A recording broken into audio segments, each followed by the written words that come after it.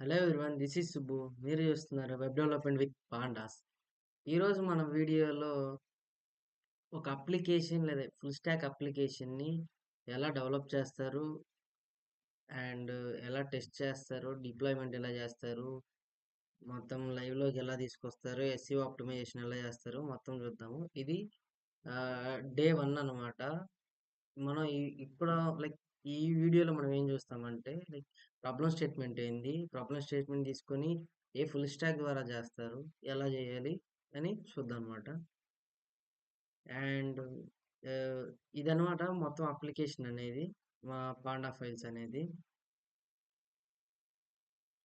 And దీనికి వచ్చిన problem statement ఏంటంటే మన బ్రౌజర్లో without using login and registration చేయకుండా మనం ఫైల్స్ గానీ, ఏయన్నా అప్‌లోడ్ జేసుకోవాలన్నా, ఏదైనా డేటా సెండ్ జేసుకోవాలంటే ఏ ఒక్క వెబ్‌సైట్ లేదనమాట.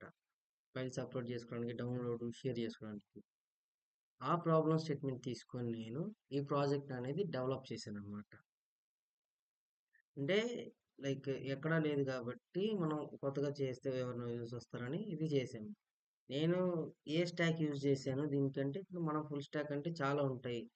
పైథాన్ ఫుల్ స్టాక్ ఉండిద్ది, జావా ఫుల్ స్టాక్ ఉండిద్ది.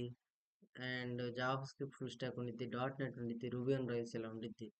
నేను లైక్ మెరిన్ స్టాక్ మీద ఎందుకు చేశానంటే, ఇప్పుడు మనకి పైథాన్ ఫుల్ స్టాక్ అంటే ఏఎంఎల్కి, డేటా సైన్స్ వీటన్నిటికీ పాపులర్. దాంట్లో కొంచెం సింపుల్గా ఉంటుంది కాబట్టి దాని మీద చేస్తారు అది. అండ్ జావా ఫుల్ స్టాక్ అంటే మనకి సెక్యూరిటీ పర్పస్ గురించి, పెద్ద స్కేలబుల్ లైక్ ఎంటర్ప్రైజ్ ఎడిషన్ అప్లికేషన్స్కి అయితే బాగా ఉపయోగపడుద్ది. మన అప్లికేషన్ చిన్నది అండ్ మనం సెక్యూరిటీగానే అంత ఉపయోగించట్లేదు కాబట్టి నేను మెరిన్‌కెళ్ళాను. మెరిన్ గాని సెక్యూరిటీ ఉండిద్ది. బట్ నేను అంటే డెవలప్‌మెంట్ అనేది చాలా స్పీడ్ ఉండిద్దనమాట. అందుకని మెరిన్ యూజ్ చేశాను. మెరిన్‌లో మనకి రియాక్ట్ జేఎస్ అనేదేంటంటే ఫ్రంట్ ఎండ్‌లో యూజ్ చేస్తారు. లైట్ వెయిట్ ఉండిద్ది. చాలా స్పీడ్ ఉండిద్ది. కాంపోనెంట్ బేస్డ్ అనమాట. ఇదేంటంటే మనకి ఫ్రంట్ ఎండ్‌లో మీకు తెలిసుంటే డామ్ ఉండిద్ది. ఆ డామ్‌లో ఇది వర్చువల్ డామ్ మీద వర్క్ అయిద్దనమాట. మనం ఎప్పుడైనా అప్డేట్స్ చేసినప్పుడు రియల్ డామ్ మీదకెళ్తే మన అప్లికేషన్ అనేది స్లో అయిపోయిద్ది. కానీ ఇదేంటంటే వర్చువల్ డామ్‌లో సేవ్ చేసుకున్న తర్వాత రియల్ డామ్‌కెళ్ళిద్ది. దానితోని దీని స్పీడ్ అనేది పెరిగిద్దనమాట. అండ్ ఇది జావాస్క్రిప్ట్ ఫుల్ స్టాక్ కాబట్టి బ్యాక్ ఎండ్ కిందకి నోడ్ జేఎస్ అనేది ఉండిద్దనమాట. అది ఉపయోగిస్తారు. నోడ్ జేఎస్ ద్వారా మనం ఏపీఐస్ కనెక్ట్ అవ్వాలంటే దానికొక ఫ్రేమ్‌వర్క్ ఉండిద్దనమాట. అదేంటంటే ఎక్స్‌ప్రెస్ జేఎస్ అనమాట.